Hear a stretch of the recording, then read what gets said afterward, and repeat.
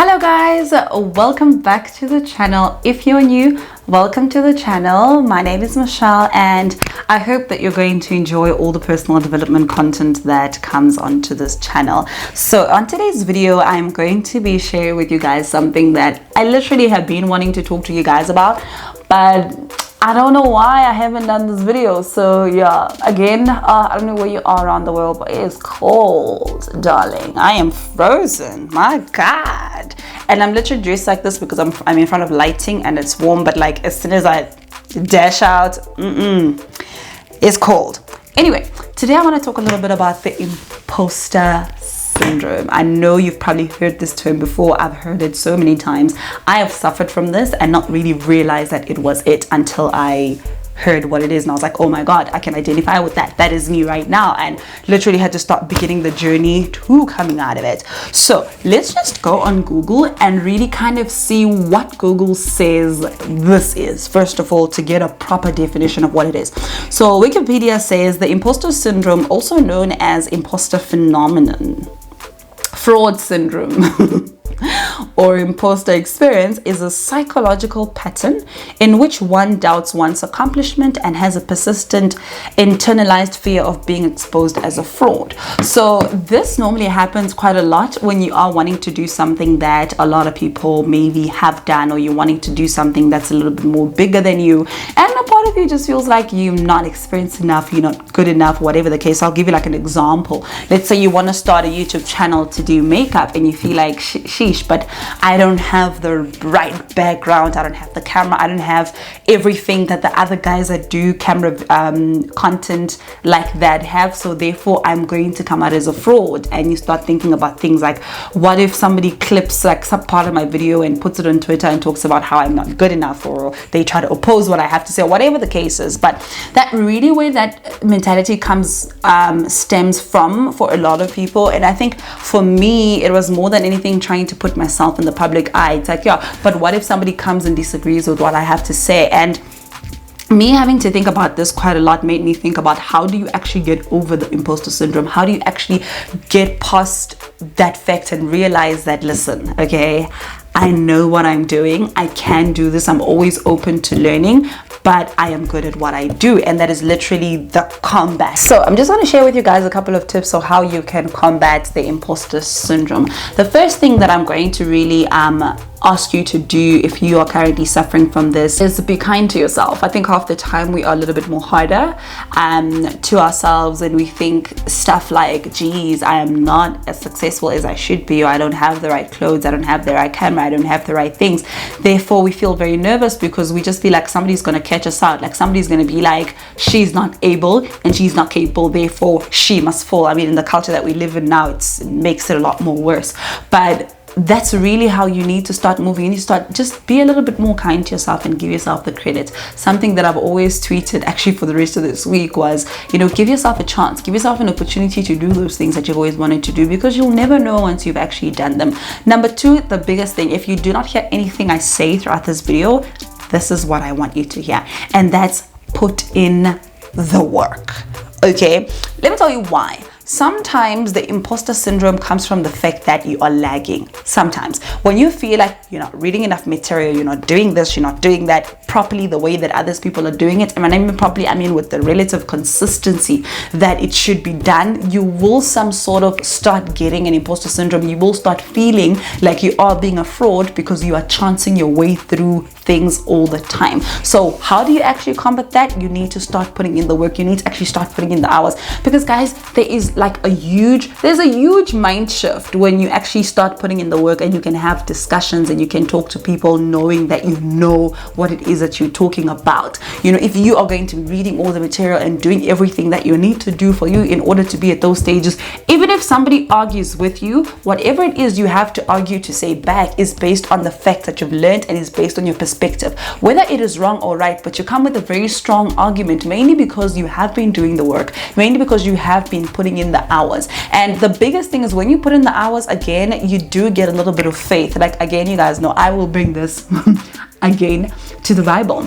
The more you are spending time with God, the more your faith will be built up a little bit more. The more you believe God can do it. The more you believe, hey, if I've got this issue, God would be able to sort it out. But the more that you don't, the more when you feel a little bit more further from Him, you actually will start feeling like, ish, I don't know what He says about this situation. I don't know if I should move. I don't know if I should do this. So those are things you need to also still apply in your life. And the same thing really goes. If you're not putting in the work, you're not doing the research, you're not sitting down to plan, you're not really putting in the hours, you are going to feel like a fraud, because when the time comes, you are going to wing it, and you are going to be nervous, mainly because you're thinking, if somebody catches me out, I will not have a strong argument because I'm winging it. I'm really just doing this based on what I think right now. So that for me has been quite a big thing, and really trying to make sure that I come out at the top of my game, and that I combat the imposter syndrome, that I can get in any room and still be able to hold my own, because I am conscious about putting the hours. And right now I will put the hours because I know that I want to get in those spaces, and I want to get in those spaces and still be able to hold my own within conversations, within arguments, within just constructive, conversations with different people, and just doing my craft. If I want to give you guys personal development information, I'm going to have to chow these books. I'm going to have to really get into it. I need my relationship with God to be a little bit more stronger, and that way it builds my faith in what I do. It builds my faith in the things that I know, because I'm taking time to reflect, I'm taking time to journal, I'm taking time to really be conscious about the content that I want to be able to put out there, and that just makes it a lot more easier for me. So guys, for me, that becomes the biggest thing you need to do. If you can have faith in God based on your relationship with Him, start having faith in the things that you do based on putting in the hours and actually doing the work, so that you don't have to feel like a fraud. And half the time we really talk about, and I know it's a little bit, it does get sometimes get a little bit more technical than that, but guys, nothing beats putting the work. Nothing beats you sitting down, you actually getting up and saying, you know what, I'm going to do this, I'm going to research, I'm going to do, because when you start speaking, it's a lot more easier. One of the things I shared with you guys in a previous video is how consistent I've been with my YouTube channel and giving you guys a lot more content. Round of applause, because I've been a champion. And the most important thing that I actually realized with the consistency is because I was consistent with everything else that has to do with what leads up to putting out the content. So if I need to give you guys 3 videos a week, I need to make sure that I've got topics that would be super helpful for you. How do I get those topics? It's probably from when I'm reading the word, it's probably from when I'm reading a book, or whatever the case is, but I am conscious about doing all the behind the scenes work, so that when it's time for me to write YouTube ideas, or when it's time for me to film, I've got enough content to film, because I'm doing the work behind the scenes. So I don't feel like I'm not being consistent, my channel's not going to grow, and all those different insecurities that can come up when you actually are having a YouTube channel, because I'm putting in the work. Same thing will go in business, same thing will go in relationships, in whatever you do, put in the work. Actually, I should have named this video Put in the Work, because that's really what I'm talking about most of the time, which is put in the work, put in the hours. And sometimes we mistake the imposter syndrome with just the feeling of wanting to be in bigger stages that we did not prepare for, or sometimes being in stages that we did not prepare for, and because we didn't prepare, we still aren't preparing at that level that we should be preparing. So now you look at yourself and you feel like, oh, what if somebody catches me out? People are gonna catch you out if you're gonna come in an industry and become a fraud, if you're gonna come in the industry and wing it out, because guys, time will always tell who are the real ones and who are the fake ones. So you need to spend your time with actually putting in a lot of work and putting in a lot of hours, and really just getting the meat out of everything you're doing, so that when you produce your content, you produce whatever it is that you want to do, you start that business, you are doing that school, you're running whatever, you know that you've done everything that you need to do behind the scenes to the best of your ability. For instance, look at a production. For you to watch a television show, right, for those scenes to be as perfect as you like them and for you to enjoy them, there is somebody behind the scenes that is making sure everything is fine. The actors are sorted, the actors have their scripts, they have practiced their scripts in time, and all those things, the cameras. You rarely ever find about to start a shoot and the photographer or the videographer says, oh sorry, none of the camera's batteries are on. Somebody has prepared. So nobody's gonna get on set starting to feel like a fraud, because people have actually prepared for the time, and people have done the hours, people have done the work. So when it's lights, camera, action, we are doing things that need to be done, because we have literally just put in the work. So I literally think that this is literally where I'm going to end it, which is put in the work. Okay, be a little bit more kind to yourself, but put in the work. When you put in the work, you will be a little bit more kind to yourself. When you put in the work, you will actually understand. And sometimes you realize that when you put in the work, even when the imposter syndrome come, they will be combated by the fact that, no, wait a minute, but I did put in the work. No, wait a minute, I remember when I read this book, when I did this course, and when I did this and this and this is how somebody would be able to handle this situation. And you become teachable in that manner, because it doesn't mean that not having the imposter syndrome means that you are like know everything.